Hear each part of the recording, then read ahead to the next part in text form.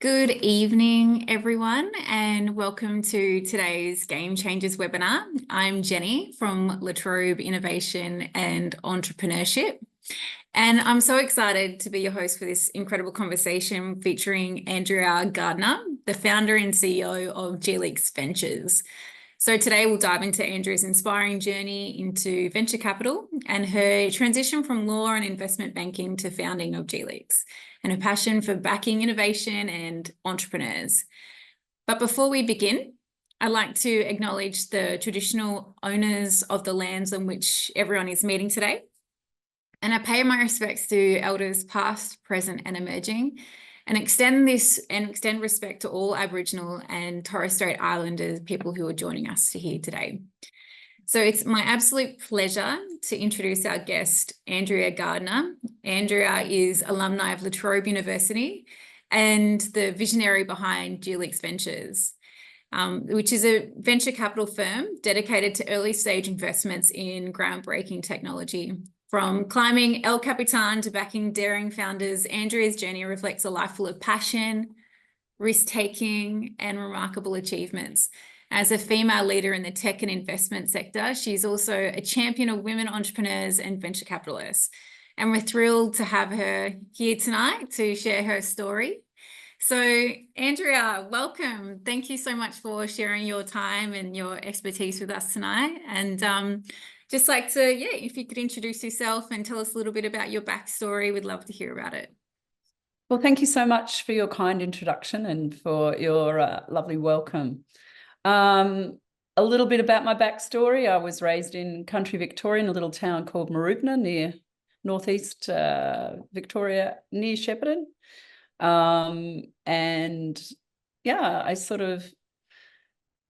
kind of wanted to, I knew there was a bigger world out there, and I thought university was a way to access it. And I didn't really know anything about university. My background was quite working class. No one had ever been to university in my family prior to me. And I thought, university's it.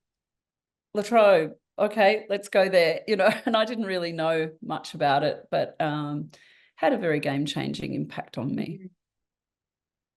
Yeah, I find that when people start going to university, they have their world opens up, especially if you don't know what you don't know, and going into university, it's like you meet different people. So what did you study at La Trobe?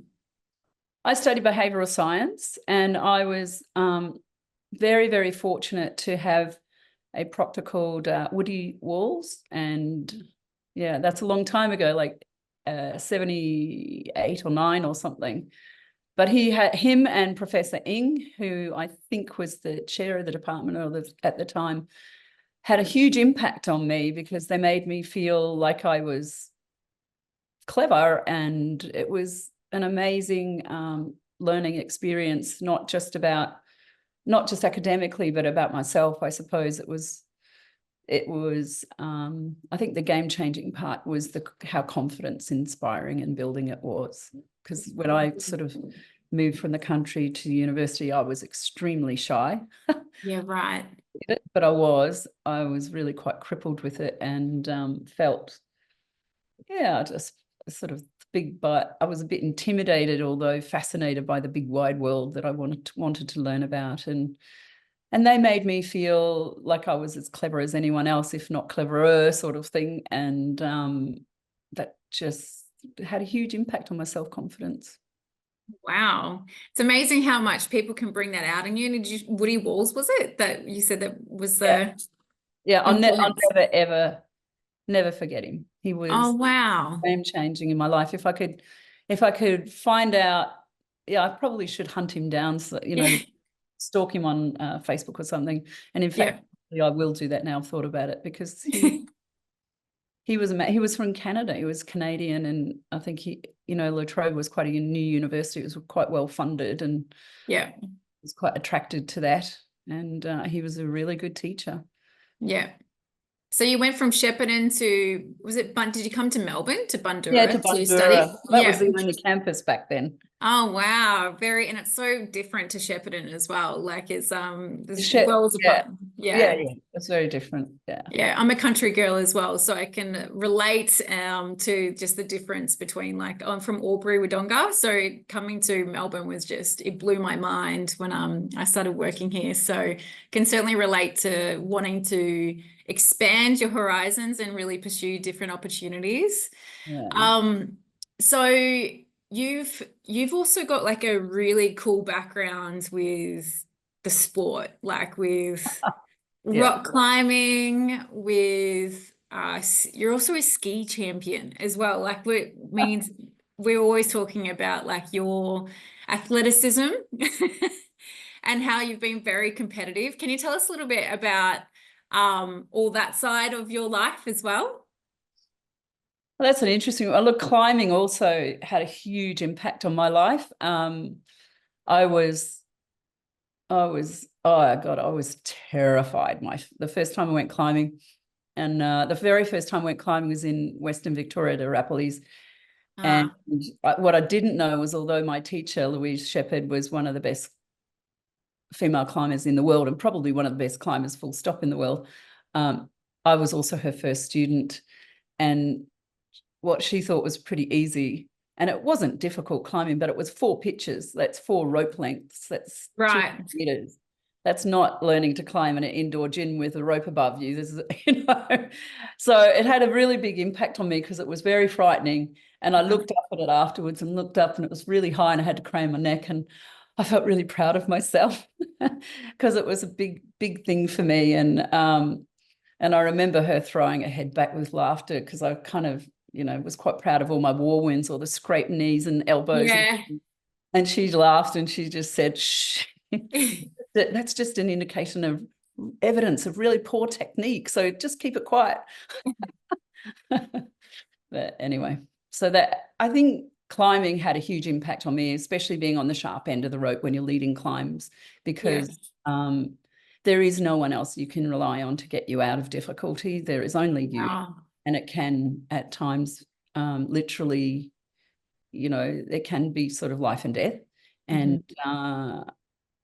And I think managing those sorts of things is really, really good for your confidence, because it does make you feel, I mean, you're forced to be very self-determined, and you can't kind of rely on men or anyone else to help you out when you're on the crux of a climb. It's all up to you, and you've just got to deal with it. And that's good for your self-confidence as well. Oh my gosh. Yeah. It's giving me like goosebumps even thinking about like having that that freedom, but also a bit of like you needing to be so independent with yourself and believing in yourself so much. And I'd imagine, like you said, that you were such a shy girl starting studying. I would imagine that did rock climbing bring that out in you?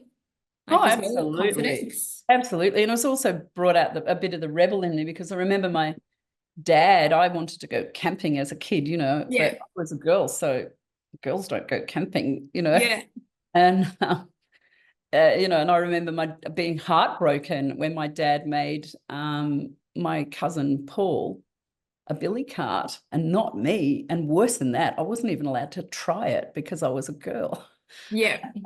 And so, when you're climbing, I lived in my tent for 7.5 months at one stage. Wow. Climbing, those big walls over at Yosemite, Yes. El Capitan, and there was that Alex Yes. Honnold film and the Dawn Wall. All those films were filmed on that stuff, and I lived there for 7.5 months just learning how to climb those big, big granite walls. That Oh was my gosh. that was one. 7 months in a tent.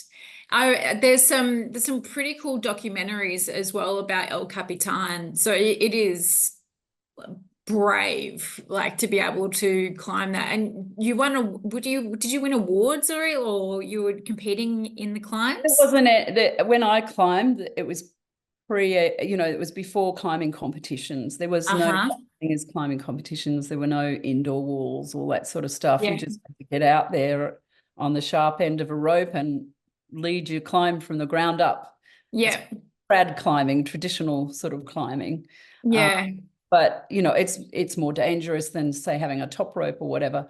But then I think the newer climbing where you've got all the sort of top roping and practicing climbs and all the indoor walls so you can train kind of fairly risk-free, has just sent the standard of climbing, escalated it massively upwards with, some of the stuff that these young'uns do now. I just think I get blown away with how impressive it is. Yeah. And you're also a ski champion. Well, sort of from climbing, I started skiing, and then actually, I did a couple of seasons, one in the US and then one in Chamonix, and then I came back, and it was this. I had a Swedish boyfriend who was he was fully sponsored and all this sort of stuff, and a bit of a PR stunt. They would fly him around to the Australian races in a helicopter, and I knew there was an empty seat, and I said, well, can I get in the seat? And he just sort of scoffed at me and poo-pooed and sort of said, oh, who are you? No. I went off with an empty seat. Because I wasn't even good enough to fill up there, because I was a nobody. But the happy ending for that story is that I went with his parents to Hotham, and I was talking to the wife of the race organizer, and I don't know how she did it or why she did it, but she lent me her skis, and I raced, and I won. Good on you. So I love it. I loved that. I was very chuffed. Yeah. So that was, So, and then, I went on and did some more races, and then I think I won the Australian thing. And then I went to the World Championships in Austria in 89, I think it was. Amazing.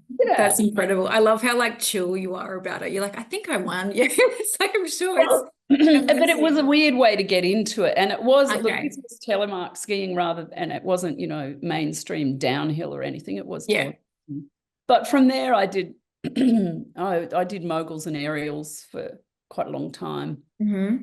That was really good fun. But back then it was put your skis on your shoulders, trog up the slope, try and do your 360 or whatever it was. Or back then, the tricks we did were just kind of really baby things compared to what they do. But we, instead, my kids all trained in foam pits and ball pits and things like that to do aerials. And whereas when we did it, it was no helmets, and I knocked myself out a couple of times.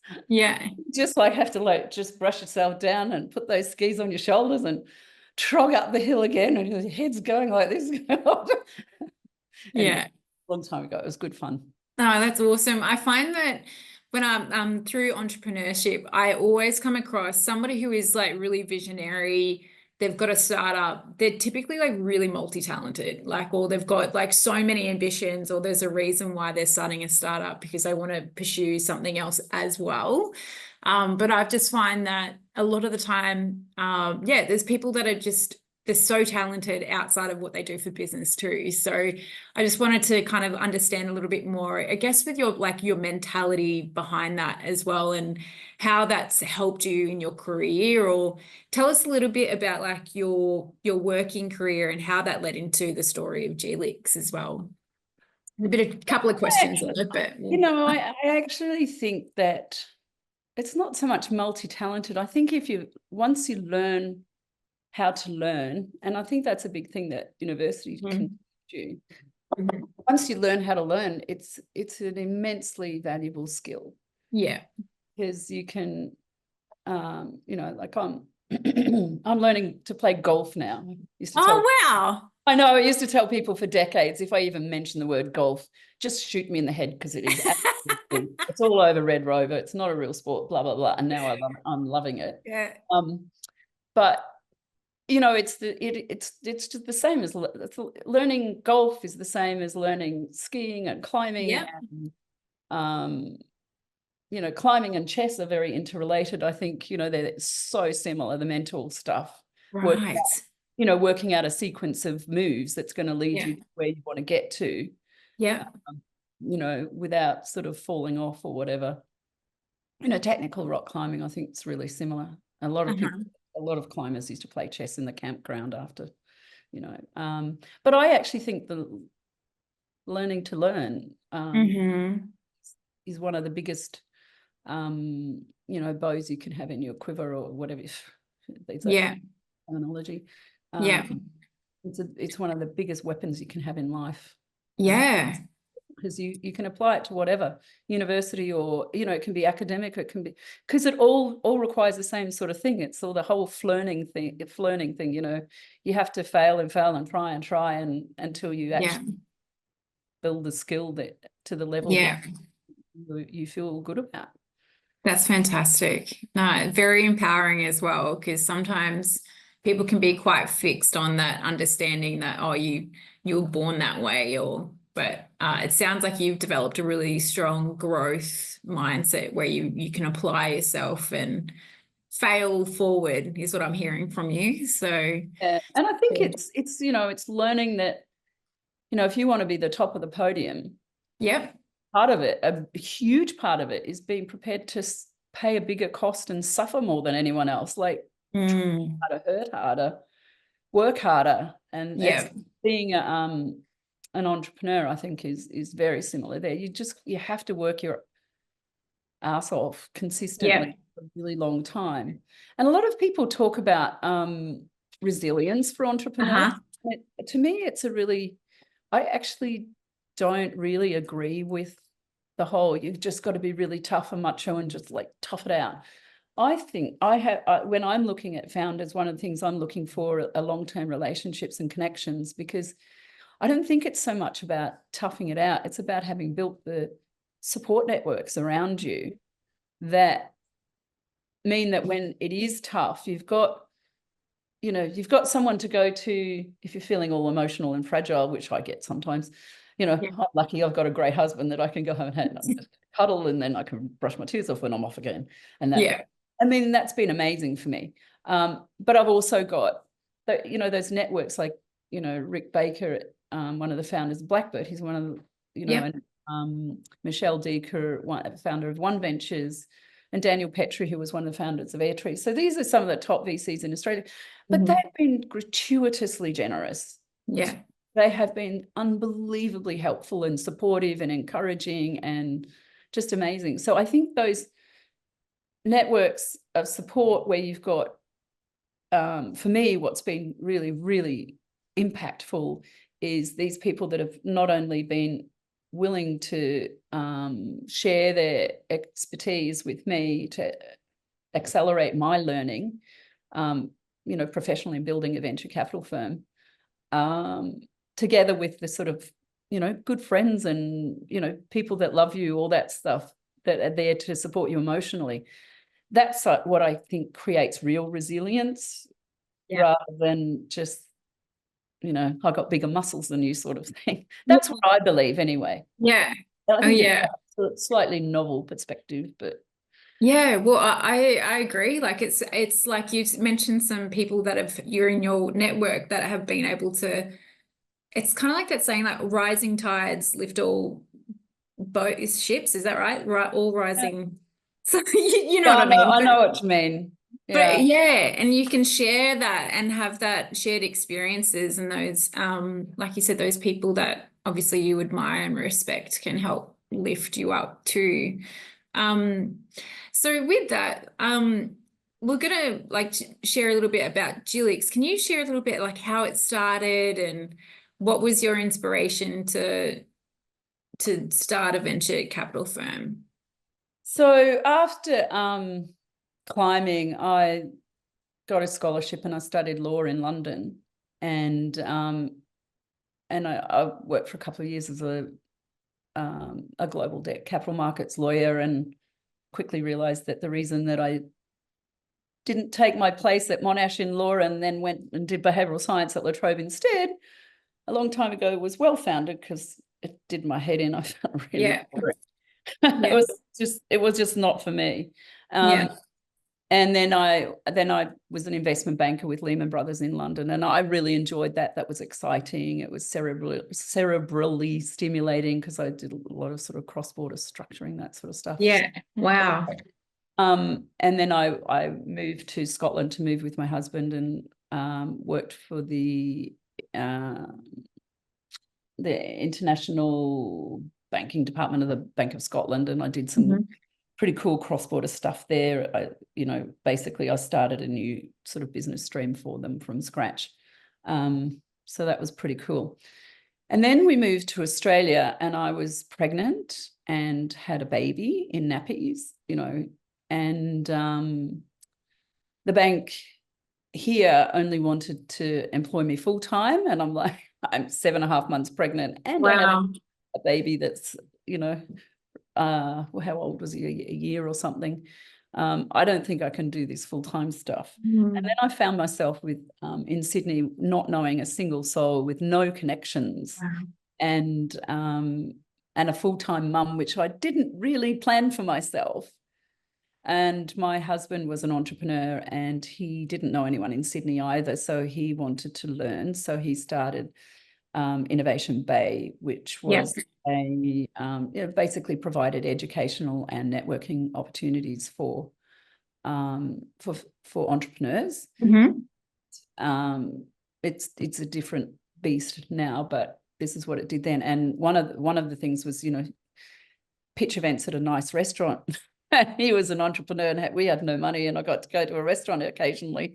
And then, but then I got really interested in the pitches, and I just took my hat off to how brave they were, because they put their soul into these businesses, and it felt like they were just holding their heart in their hands and holding it out to the audience and hoping people would love it and stroke it lovingly, and I thought that was really brave, because they put so much into it and making themselves so vulnerable. But after a while, there was a bit of pattern recognition, and then we saw one. It was called Storage Use. Vanessa Wilson was the CEO, and they were the first to market with deduplication software for the cloud. And we thought, oh my God, that's got the potential of saving big enterprises hundreds of millions of dollars a year in big data storage costs. This could be a really good investment. And got an allocation, and then got on the phone, rounded up a few sort of friends and people we knew, and pulled a syndicated investment together. And Gilbert and Tobin, one of the big law firms, sponsored them at the time. So Deborah Johns, who's awesome, tucked me under her wing and said, "This is what a term sheet looks like." Because I was a lawyer, but I knew my whole background was about debt, not equity. And this is how you structure it. And okay. So I did that, and the happy outcome of that was a return 10x to all my investors in about 3 and a bit years, I think. But I also realized there was this appetite in Australia amongst investors for the asset class. It's obviously very high risk, but also the potential rewards are huge, if you happen to invest in Canva or Atlassian or something. But people were quite anxious about how do you manage that risk. And I thought, there's a little market gap. This is pretty fun. I might do this, because I have the most, probably well, I think it's generally accepted. It's not really even track record that is the best indicator of, successful investor. It's usually the deal flow. And I had great deal flow through Ian's Innovation Bay. So I started leading syndicated investments into startups, and I got about 20 million under management that way. Wow. And then raised a 30 million fund. Gosh. And we're just about to go out to raise another one very, very soon, probably in the next few weeks or so, I think. Fantastic. That's great. I love it. And then, there was that big transition from, I think it did, I don't know, well over 100 investments, but so obviously it's a pretty steep learning curve the whole way. And I was have all these really experienced investors to learn from. And then it was a fund, and you have to learn how to sort of structure your fund. It goes, to kind of generate strong, best returns you can for your investors as well. And I love your attitude. Like you're just getting the right people around you all the time. And you're learning about, okay, I'll learn this as I go. And like, okay, like I'll learn this as I go. So I really love that about you. It's sometimes I find that like even myself, like if I'm learning something new, you can just freak out and stop. And then you're like, okay, how can I pivot? But you've got that mentality, which I love. And I'm sure a lot of people on here would love to learn and probably emulate for their own lives and for their own careers as well. I So, think there's a lot of yeah. self-interest in that, though. I get really bored when Uh-huh. when my learning curve flattens off. I get Yep. really bored, and it took me a long time in life to work out that some people find change really quite anxiety provoking, whereas I find it kind of exciting, and I really enjoy it. But I have a very strong appetite for learning. I remember doing the Gallup strengths poll thing, once, Right. and number one was strategic thinking, and the next one was learning. And I do Yeah. love learning. And when I'm not, and that's one of the reasons I love what I do, because one day I'll be learning about quantum computing, and another day it's it might be about AI, or all sorts of different things. And I love that. I get really excited and I never get bored. Yeah. That's cool. And so you started like the inspiration came from like when those pitches in the restaurant. Now there's pitch events all the time. Like we're at Latrobe, we do pitch events regularly. We've got one in a couple of weeks.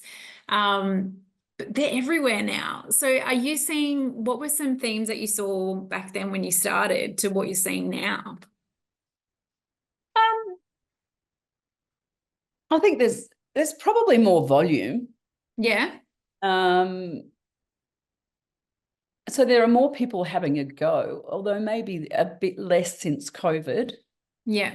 But there are more people having a go. More people think that they might be able to do it, and I think Yeah. that's a good thing. I do think there's it's a little bit of a balance in you've just got to keep going, and Yeah. that resilience thing, and you just got to keep on trying until you succeed. But then there's also the flip side of knowing when to stop too, when it's not going to work. I think that's Yeah. a difficult one. Yeah. Because I find it, I find it really hard when someone might pitch to me, and you just know the fundamentals are not there, and they're just pushing it uphill, if you know what I mean. Yeah. And I'll sometimes think if I really do think it's unlikely to succeed, you don't want to discourage people and take the wind out of their sails, and I also could be wrong. Yeah. But at the same time, sometimes you just think, oh God, don't waste more of your life on this one. Yeah. You can get so attached, can't you, or you probably see a lot of people attached to their ideas and Oh, well, they've invested heart and soul into, I yeah. mean, I've invested my heart and soul into Gelix. It's a very emotional attachment. It's my legacy business. It's my legacy in a sense, because for me, it is obviously about, first and foremost, generating really strong returns for my LPs that have, trusted me with their capital.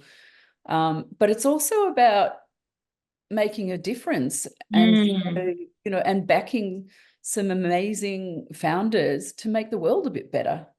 Yeah.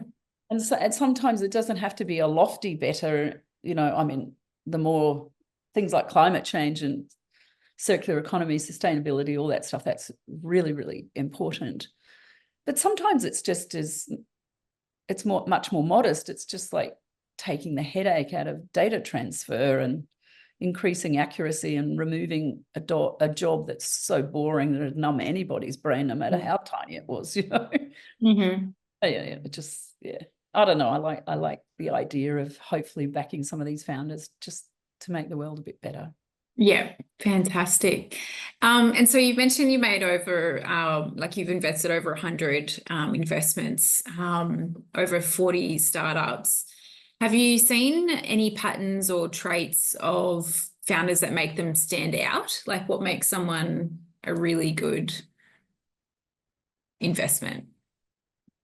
Well, I mean, there's two things that we look for. There's sort of the founder and the founding team bucket, and then there's the, so I'll get to that second, but it is probably the important thing. But the first, what we're looking for, what we invest in is, we're tech investors, so we invest in truly innovative technology that provides a really strong competitive advantage in a huge global market. The reason for the huge global market is that venture capital is, it's a power law distribution game, in that, if you have a portfolio of, say, 22 portfolio companies, you're going to generate your returns from 2 or 3, and probably another handful won't do a lot. You'll lose your money certainly on at least a handful. So every single one has to have you have to believe it has the potential to be one of those 2 or 3 that are going to return the fund. And so anything that looks like it could be a nice lifestyle business and maybe return 2 or 3x of your money, that's really not going to cut it for a venture investment. So going back to your original question about the founders are really, they are critically important, the caliber of the founders. And then much more important, the closer to the sort of seed stage or the pre-seed stage, or the earlier that you invest. And that's because if you think about it, if you're investing in a small to medium-sized business or a larger business, and the CEO or the management team wobble or whatever, and the CEO, has a breakdown or something, or they have a big bust up or something like that, you can replace them, and performance might wobble, but they're replaceable. But really early on, especially if it's a frontier type business, they're not really replaceable. And if they fail, you've lost your money. Yeah. You've absolutely lost your money. So we put a disproportionate amount of time into getting to know the founders and getting up the confidence curve with those founders. And so some of the things that we look for is, first, and one of the most important things is, sufficient, not just sufficient intellectual firepower to be really good learners. They need to have a voracious appetite to learn, because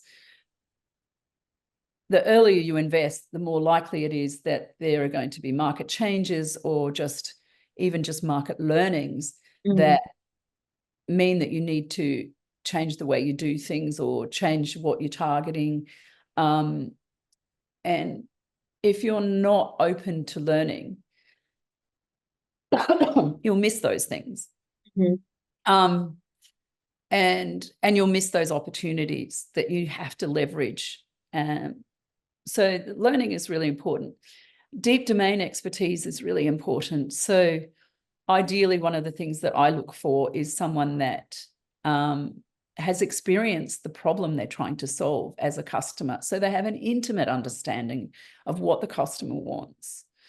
If you have a tech founder that develops some really cool technology, there's a really big risk there that there's no one to buy it, because it might be really cool tech.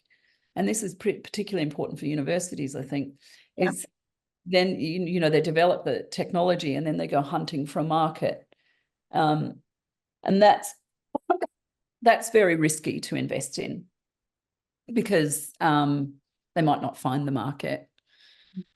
And even if they do, they might love the tech, but they don't have the understanding of the customer that you need. Now, just because you haven't been a customer doesn't mean you can't understand your customer. We've got plenty of portfolio founders that have never been a customer in their space, but they invest an awful lot of time, effort, and resources into making sure that they really do understand very intimately what their customer wants and values important to them.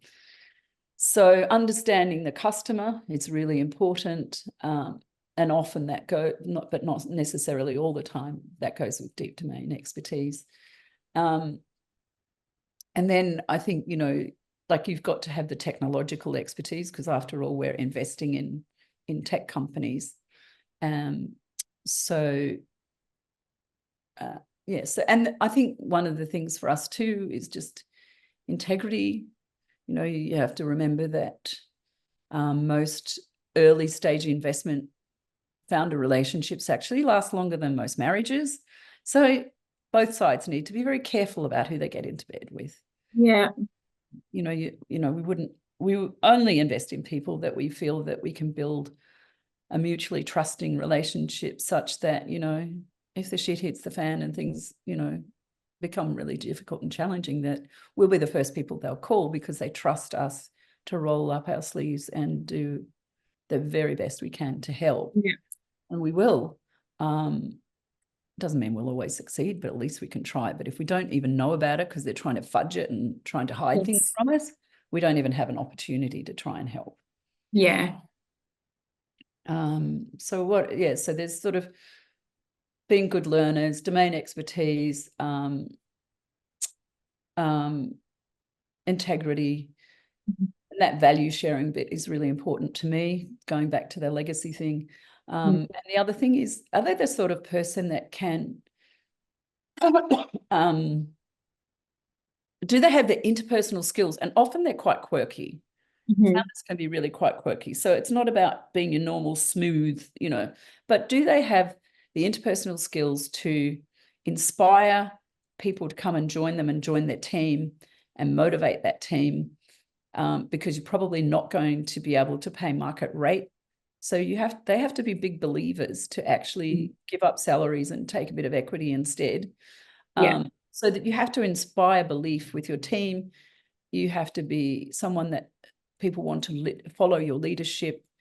You have to be able to engage different stakeholders, and they could be customers, they could be investors.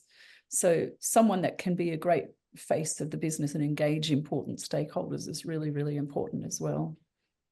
It's amazing insight. Because a lot of the time, like, we find people get stuck on the product and they're like, it's all about the product. But what I'm hearing from you is that tech is really important and innovation is really, really important. But you're talking about the person as well. Like, you're talking about getting to know them, and their hunger and their integrity and who they are, as well as, like, how much do they know about their customers as well. And it's just some really simple principles that you've mentioned. I think we find as well that a lot of people just so focus on the solution, but also not on the problem or the customer's problem. And I love what you said about, do they have experience with the problem as well?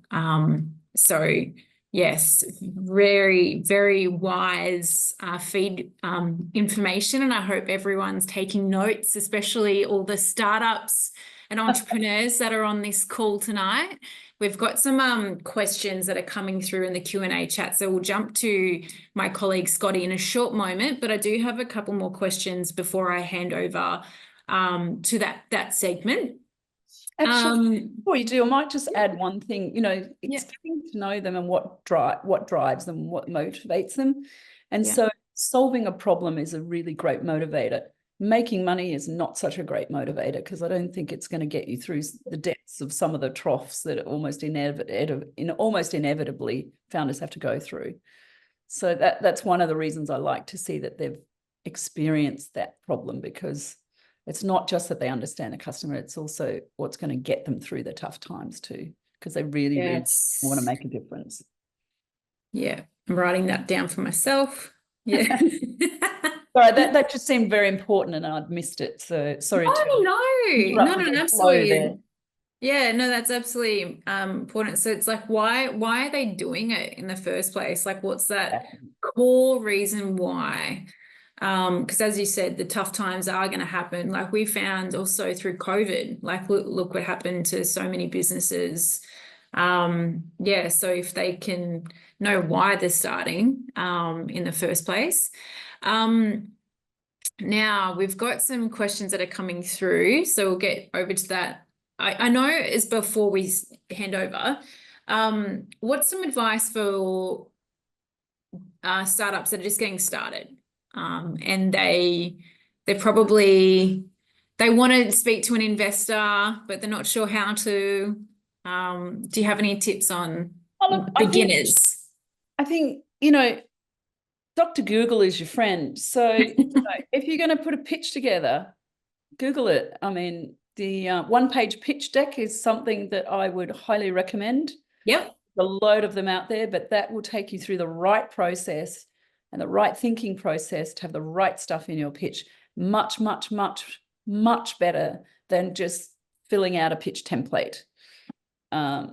So I highly recommend that. I think before you go to investors, you've got to do your homework. So know what you're talking about. Don't rely on lawyers to advise you on the terms, because they can advise you, especially if they actually know something about it. And a lot of founders, unfortunately, end up with lawyers that actually have no experience in the area, and they end up costing a lot more than they're worth, and they don't have the experience either. So make sure your lawyers have done the type of investment before, but read The Secrets of Sand Hill Road by Scott Cooper, then read Brad Feld and Jason Mendelssohn's Venture Deals, which is the kind of Bible, but have the AIC's term sheet, the Australian Investment Council's seed term sheet next to you, so you kind of learn about what relates to Australia, and just don't waste your time on the stuff that is purely US focused. Yeah, you do have to do your homework before you raise funds. You really do. Just remind yourselves that Mel and Cliff at Canva had literally, I think it was like 100 or more rejections. So don't get too disheartened when you're being rejected, but try and learn something from each of those pitches that you do. Soft introductions are really important.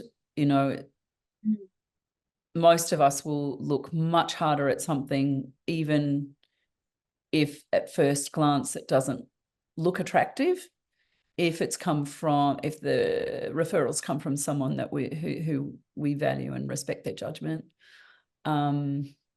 Like portfolio founders, for example, or other investors. Yeah, amazing. Thank you so much for that. Yeah, I've just written about 5 or 6 points there. So there's a lot of wisdom. And I want to we're going to head over to the next segment here, which is the audience Q&A. So Scott Harding, my colleague, if you can come off mute and hi, Scott. Hi, Jenny. Hi, Andrea. How are you? Hello there. We've got some great questions, actually, and thank you very much so far. The first one's from Girolos. He says, hello, Andrea. I found the quote, when the door is closed, find a window and be kind. Yep. On your website. Can you I'm glad that's on the website. That quote? What was that? Sorry? He just wants to know, can you explain a bit what inspired you to have that quote on your website? Is it something that you found? I have to say that's kind of one of my guiding principles, and I think it's really I think entrepreneurs are probably not, good entrepreneurs are really good at finding a window to climb into when the door's been closed in their face. Yeah. And I think that's one of the defining features of a good entrepreneur. And I know that kind of most of the things that I've achieved in my life, I think there's been a big dollop of that. And I think be kind is just an overarching principle of treating other people with respect and be kind. And I actually think that those things are really good for business too. I think short-term games are a fool's folly, and that long-term relationships are much more profitable in the long term, and that requires trust. And to build trust, that requires integrity and behaving decently. Fantastic advice. Thank you. The next question, which has been voted by a couple of the audience, is from Chastity. So she said, at some point she said, I agree, love your story, very inspiring. It's definitely about sacrifice and building community around your company. Couple of questions here. What are some of the characteristics that you look for in one who is pitching their passion? And to that end, how do you remain objective as you vet each business or founder? So characteristics you look for in one who is pitching their passion, and how do you remain objective as you vet the business or founder? My guess is that question was put in before I just spent quite a lot of time talking about what I'm looking for in a founder. So maybe I won't go over that. But what was this? What was the? What are some of the characteristics you look for? Yeah, that's the bit I think I covered. Yeah, and to that end, how do you remain objective as you vet a business or founder? It's an interesting one. You know, I didn't suppose any. You know, I think it would be. I think it'd be overestimating myself to say that we are objective. And we have investment criteria that we're looking for. And I think, you know, we see a market gap in kind of female founders because they struggle so much to raise capital in the face of overwhelming so that they perform better than male founders for investors. So I think that is I think of that as an opportunity, and all the male investors that I've employed I think they've absolutely been married to that as well. You know, I think they absolutely believe in that as well. So it's been a team-wide thing. Look, you know, we all have our prejudices, and there's no way. The thing I think that's important is to try and be self-aware and try and ask yourself honestly, is this messing with your decision here?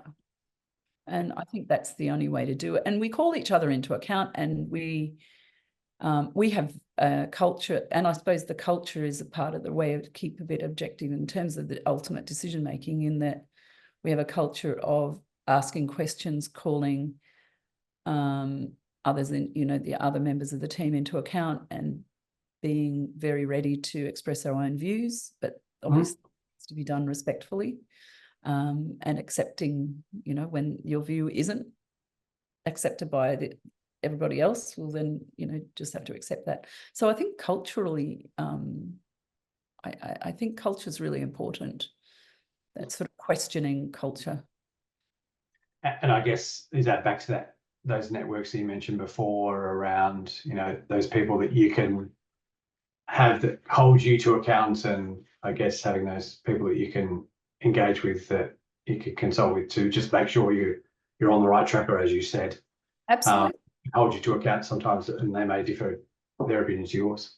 Yeah, and look, and one of the things we use a lot, because we're a fairly small team, we have pretty extensive networks. So we leverage those, especially our LPs, the limited partners, the investors. I mean, collectively, they have great depth and breadth of expertise. And, you know, for example, if we're going to invest in cybersecurity, we have 2 or 3 people that we'll go to and say, you know, what do you think of this business? And they have real expertise in it. And so we will put a lot of weight on their views. Or, you know, we're just about to invest in a space tech thing, which is very exciting, but, you know, we don't really have the expertise there to judge the tech. So we've brought in a couple of other people who do have expertise that, you know, in investing in deep tech like that.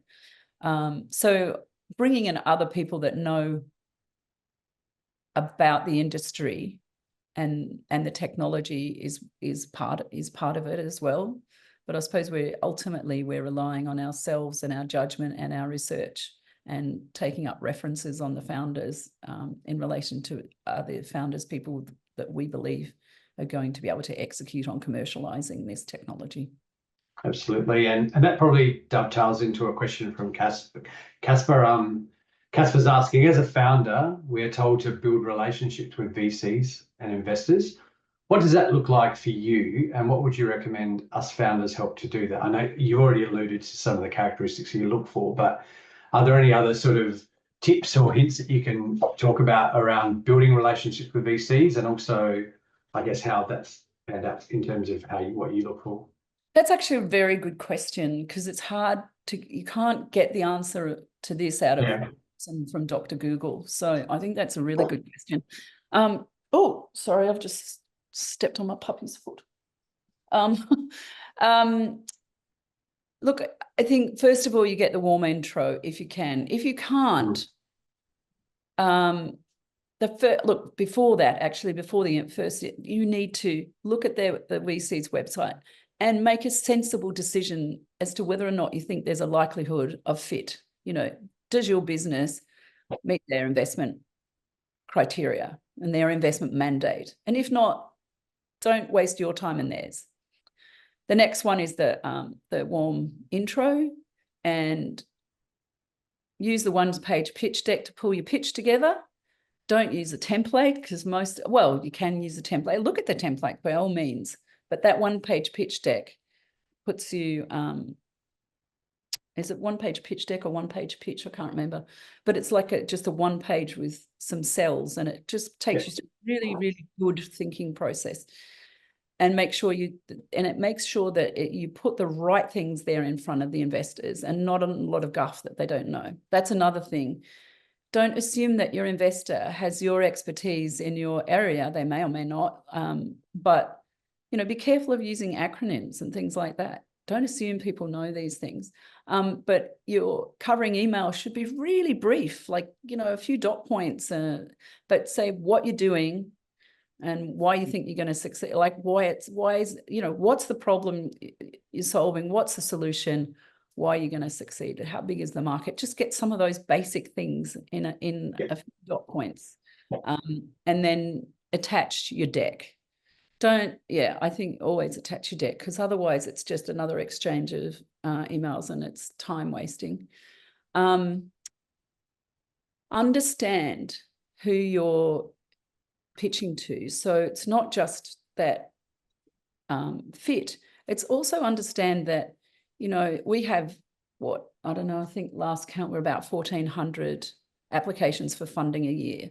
So understand the context that for us, it's a lot of, swipe right or left. Or I haven't used one of those dating programs, but you know what I mean? It's a sort of, oh yeah, no, oh yeah, no, oh yeah, oh, that's interesting, oh yeah, no, because you have to be like that with that first cull, because the sheer volume. And you want to stand out, but don't try and stand out with gimmicks. Just stand out because you've thought through the basics and you've got them there. And then if it hooks our interest, then we'll bring you in for a pitch. And maybe it's early, maybe it's really early, and maybe you're saying, look, I think this could eventually be a good fit, and why you think that, and you want that sort of initial meeting or whatever. But one of the most important things is really basic. Do what you say you're going to do when you say you're going to do it. It all goes back to trust and integrity. If you've got a founder that sends you a sloppy email with some typos in it, you don't really care what the deck looks like. You don't look at it. You just say, no, thank you, because that they just haven't, one, recognized that this is a potentially important contact, and two, they've kind of said with their message that you're not actually very important to us because I'm being sloppy, I'm not taking care here. And if you're not taking care with a potential investor, you're probably not going to be taking care with customers and things like that will make your business succeed. So be careful. Do a good job of it. Put your best foot forward, because you're selling right from the outset. And you've got to remember that first connection and that first pitch, like that first contact, it's all of the objective is not to get the sale over the line. It's to hook enough interest and the investor's part that they want to actually spend the time, make the time to meet you and ask questions and learn more. If you get that far, then feel really good about yourself, because you've got 100, 100 out of 100 for that step, which is really critical. And don't look. We've all seen a bazillion, hockey stick curves of forecasts, and we all know that the forecasts mean diddly squat. So just don't, if you're going to have a ridiculous, or if you're going to have some massive sort of forecast for revenue growth, be able to substantiate, be able to support it. What's your evidence for that? Because it goes straight to credibility if you've just got nothing to support it. Well, I think so, It's a really good fundamentals, I guess. It's around don't hurry, I suppose. It's that take your time and do your homework on the investor, and take your time with your pitch. And is it? I mean, you have to move, like, be responsive, be really responsive, like be super keen and responsive, because we're all humans, us investors, and we all like to feel valued and loved and wanted. There's that emotional thing that no one talks about, but it's true. And and I know my founders want me to be their super fan, and I also want my founders to really value me and how we can help, and our capital, and that we can, and we want to feel valued. So yeah, I think that's important. Treating people with respect and being reliable and responsive and all that sort of stuff. And that's all pretty basic, but you would be surprised sometimes. You would be very, very surprised sometimes that people are a bit sloppy about stuff like that. Yeah. Well, we really value your time and your insights, Andrea. So I'll stop the questions there because we are getting close to the end. So I'll hand back to Jenny. So thank you very much. Oh, it's an absolute pleasure. Thanks so much, Scott, and thanks so much, Andrea. And yeah, it's fantastic to see our audience so engaged and super stoked. I've got a whole page of notes here, just some really practical and awesome advice and wisdom from yourself that I think we can take on no matter if we're an entrepreneur or getting started with anything. So thank you so much for sharing your time. We look forward to sharing this recording with everyone as well. So yeah, and to everyone, we just like to say thank you for participating tonight and for tuning in with us, and look forward to having you back for Game Changers next season.